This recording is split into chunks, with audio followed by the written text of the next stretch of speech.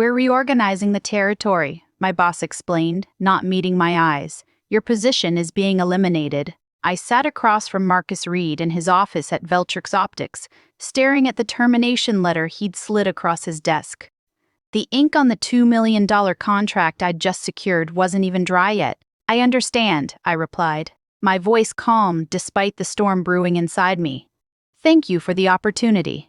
My name is Cassandra Doyle, a 36-year-old senior sales executive in Plano, Texas, and I'd just been robbed of the biggest commission check of my career. For 8 months, I'd poured everything into landing this client, Horizon Innovations.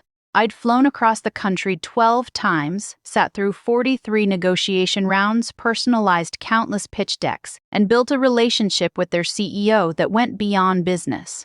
And now, 2 weeks before my commission would pay out, Marcus had decided my position was redundant. As I packed my desk, I noticed my coworkers stealing glances at me, their expressions a mix of pity and relief that they weren't in my shoes.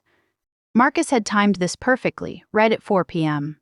On a Friday when most executives had already left for weekend golf games, the office politics playbook at its finest. "I'm so sorry, Cassandra," whispered Violet from accounting as she passed by. "Everyone knows this isn't right." I smiled at her, maintaining my composure. "It's just business, right?" But it wasn't just business. It was personal. The Horizon deal wasn't just another client. It represented my career pinnacle after 15 years in the industry. That commission would have paid off my mother's medical bills from last year's unexpected surgery. Marcus knew all this. We discussed it over drinks just last month when he'd congratulated me on nearly closing the deal. I took one last look at the office where I'd spent 5 years of my life before walking out, head held high. In the elevator, I checked my phone and saw a text from Jonah Freeman, Horizon's CEO. "Dinner still on for Wednesday to celebrate the partnership?" A small smile formed on my lips. What Marcus didn't understand was that business wasn't just about contracts and numbers. It was about relationships. And my relationship with Jonah wasn't just professional. We'd built a foundation of mutual respect and trust over the past 8 months.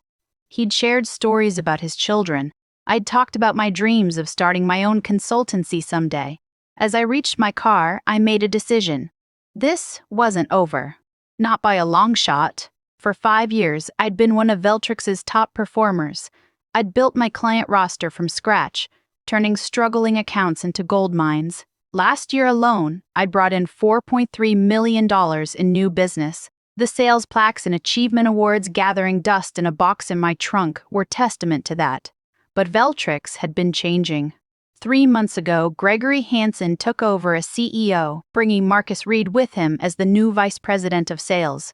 The whispers started immediately. They were restructuring to maximize shareholder value, corporate speak for cutting corners. I'd noticed the warning signs but dismissed them. The cancellation of the annual sales retreat, the new streamlined commission structure that somehow always calculated to less than before, the subtle pressure to hand over client relationships to the account management team. My closest colleague Thomas had warned me. "They're pushing out the old guard, Cass," he'd said over lunch. "Replacing experienced salespeople with fresh graduates, they can pay half as much."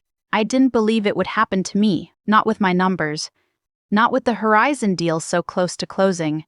Growing up, my father always told me, in business, loyalty goes both ways.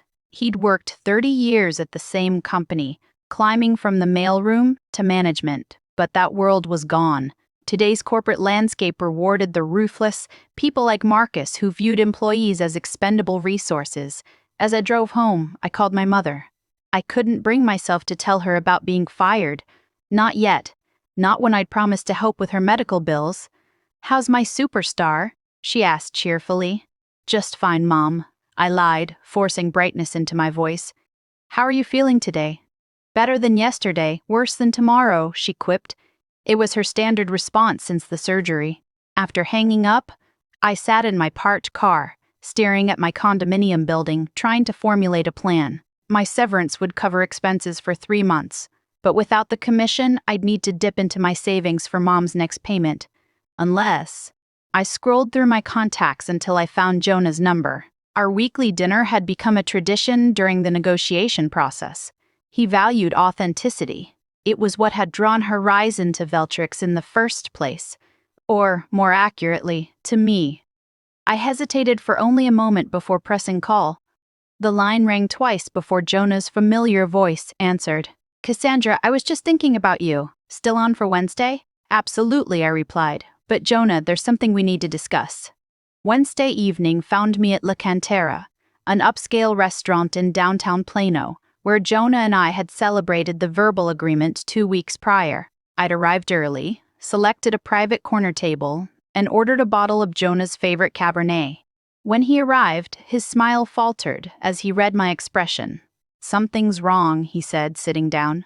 I took a deep breath and laid out the facts. No emotional embellishments, no pleas for sympathy, just the truth. I'd been terminated 2 weeks before my commission would have paid out on the deal I'd architected from initial contact to signed contract. Jonah's face darkened. "That's contemptible. It's just business." I repeated the phrase that had become my bitter mantra. No. Jonah set down his wine glass with deliberate care. "Business is about relationships and integrity. Without those, it's just theft wearing a suit." Coming from the CEO of a $500 million technology company, the words carried weight. "What will you do?" he asked. "I've received an offer from Crystalline Systems," I said, referring to one of Veltrix's main competitors. "They've been trying to recruit me for years." Jonah nodded slowly, his analytical mind working through the implications. "And our contract with Veltrix has a 14-day rescission clause," I said. "We reviewed it together, if you recall. Either party can withdraw without penalty within 2 weeks. I wasn't asking him to cancel. I would never explicitly ask that of him.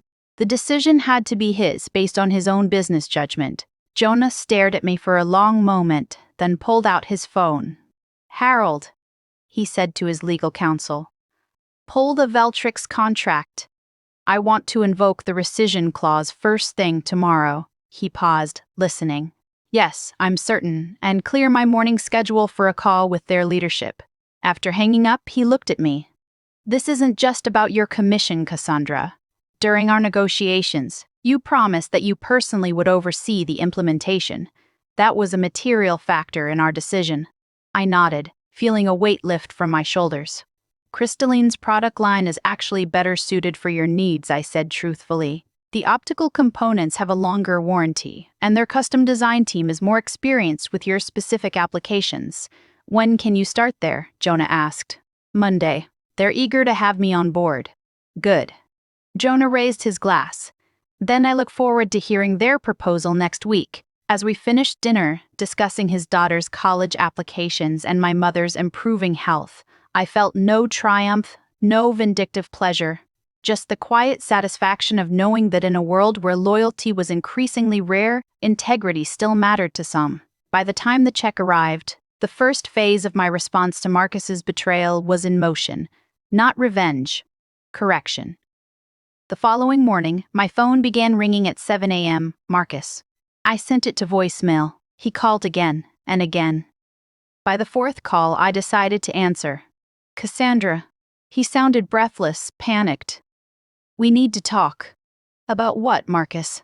My position was eliminated, remember? I kept my voice pleasant as if discussing the weather. Horizon just canceled their contract. Jonah Freeman personally called Gregory and pulled out of the deal. His voice tightened. "Did you have anything to do with this?" "How could I? I don't work for Veltrix anymore." "Listen." His tone shifted to conciliatory. "There's been a misunderstanding. We want to bring you back. Same position. Better compensation package. The territory reorganization has been postponed." I almost laughed at the transparency of it. "That's a generous offer, Marcus, but I've already accepted a position with Crystalline Systems. I start Monday." The silence on the other end was deafening. "Crystalline, you can't do that. You're non-compete. Doesn't apply when I've been terminated without cause." I finished for him. Page 4, paragraph 3 of my employment contract. "I reviewed it with my attorney yesterday." Another long pause. "What did you tell Freeman?" "The truth. That I was terminated shortly after securing his business." Damn it, Cassandra. The mask of professionalism slipped. "Do you have any idea what you've done?" The board is going ballistic. This was a cornerstone deal for the quarter. It sounds stressful, I said, feeling a strange sense of calm. I should let you go so you can handle that situation. Best of luck, Marcus. As I ended the call, I received a text from Violet. Office is chaos. Gregory called emergency meeting. Marcus looks like he's about to explode. I didn't respond. Instead, I drove to Crystalline's headquarters for an early meeting with their executive team. The gleaming glass building stood in stark contrast to Veltrix's aging office park. Inside, I was greeted by Eleanor Walsh, the CEO who had been courting me for years. "Welcome to the team, Cassandra," she said, her handshake firm. "We're thrilled to have you." "Thank you for the opportunity," I replied, the words carrying more sincerity than when I'd said them to Marcus. Eleanor led me to a conference room where the executive team waited. "Cassandra's joining us from Veltrix," she announced, "and she's already creating waves. Horizon Innovations canceled their contract with Veltrix this morning." The executives exchanged glances. "Now," Eleanor continued, "we have a narrow window of opportunity here. Cassandra has a relationship with Horizon's CEO. We need to move quickly to present our solution before their procurement team looks at other options." I cleared my throat.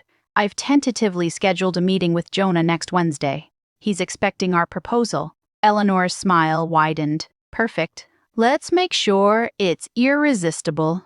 For the next 3 days, I worked with Crystalline's product team to create a custom package for Horizon. Unlike Veltrix's one-size-fits-all approach, we tailored every aspect to their specific needs. The pricing structure I proposed was actually lower than Veltrix's, with better terms and stronger guarantees. "This could be a $2.5 million deal," noted the finance director after reviewing my numbers.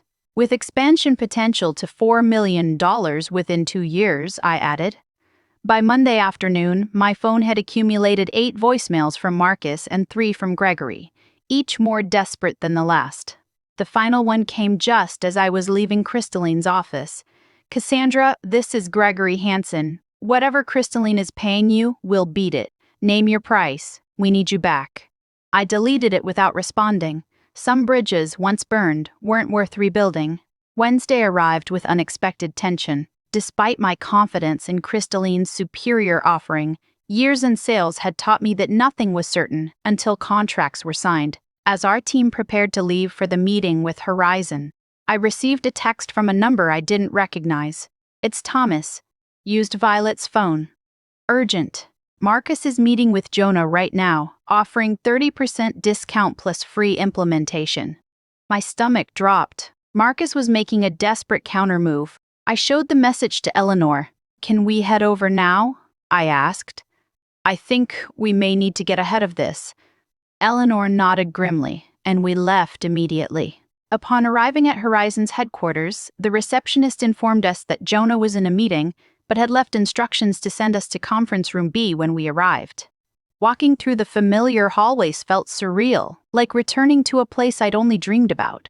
When we entered the conference room, I stopped short. Sitting at the table was not only Jonah, but Marcus, looking smug, and Gregory, who seemed surprised by our entrance. "Cassandra."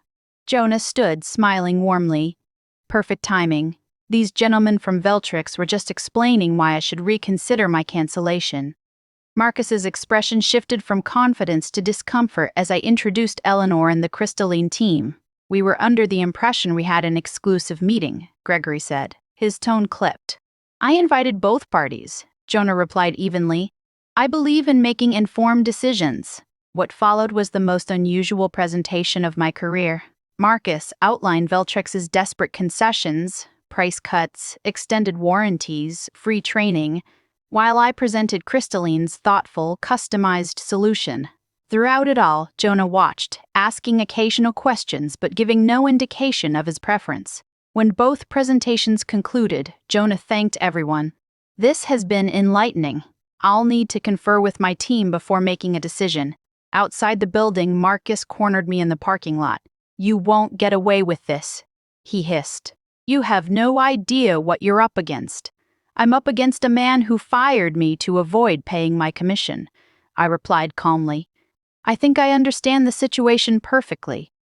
His face reddened. "It wasn't personal. It was a business decision." And this is my business decision. I gestured toward Horizon's building. May the best solution win.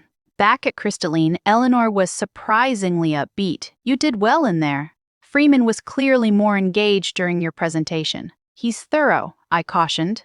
He won't make a decision based on personalities. 2 agonizing days passed.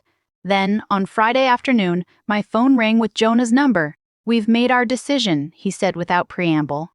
Can you come to my office at 4 p.m.? The drive to Horizon felt like traversing a minefield. Had Marcus's desperation tactics worked? Had the substantial price cut swayed Jonah's procurement team? When I arrived, I was escorted directly to Jonah's office. To my surprise, no one from Veltrix was present. Just Jonah and his team. Cassandra, he greeted me. I want you to explain to our team exactly how Crystalline's optical sensors will integrate with our existing systems.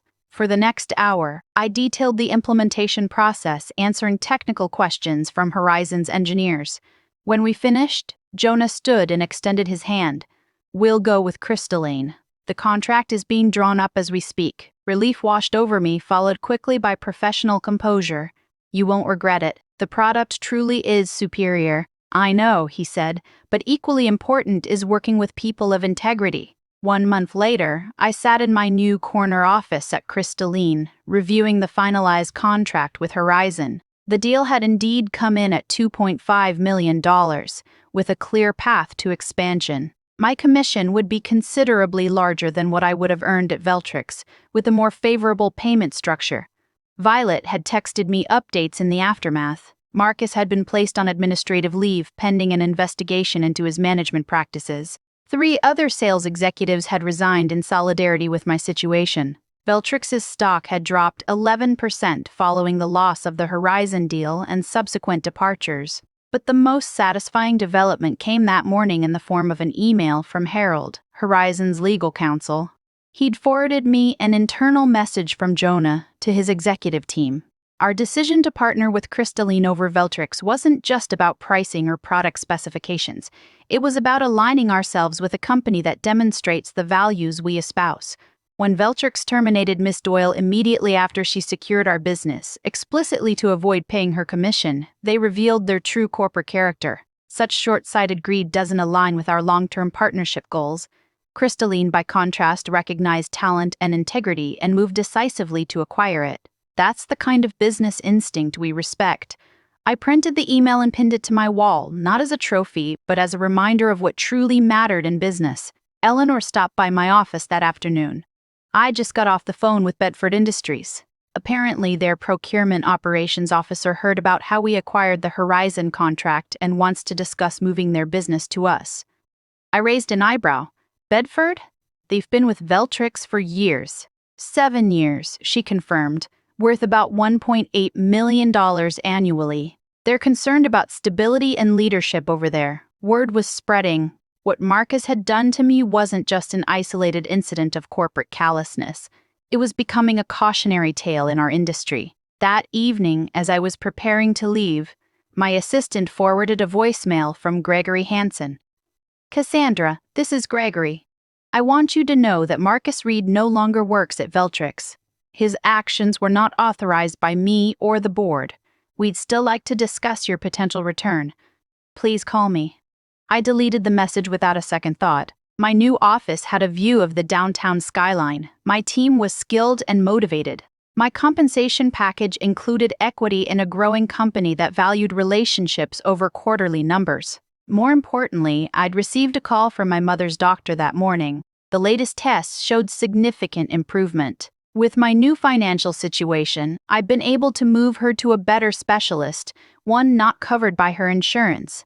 As I drove home, I reflected on the past 5 weeks. I hadn't sought revenge when Marcus betrayed me. I'd simply ensured that consequences found him through his own actions. I hadn't torn down Veltrix. They'd undermined themselves by prioritizing short-term gains over sustainable relationships. My phone buzzed with a text from Jonah. Implementation team says everything's ahead of schedule. Dinner next week to celebrate? Absolutely, I replied. First round's on me. My father's words about loyalty going both ways echoed in my mind. While the corporate world had changed since his time, some principles remained eternal.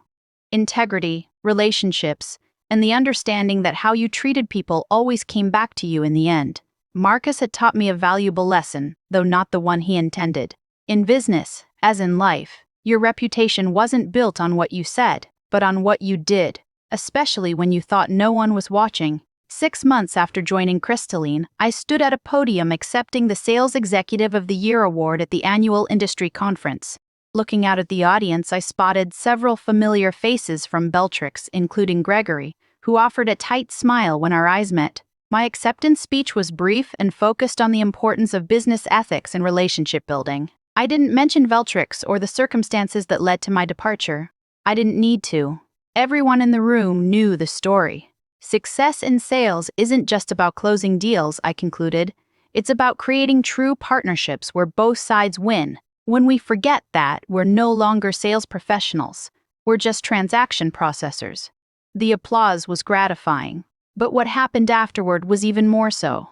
A steady stream of industry colleagues approached me, some to offer congratulations, others seeking advice, and a few, quietly, inquiring about opportunities at Crystalline. Bedford Industries had indeed moved their business to us, followed by 2 other major Veltrix clients.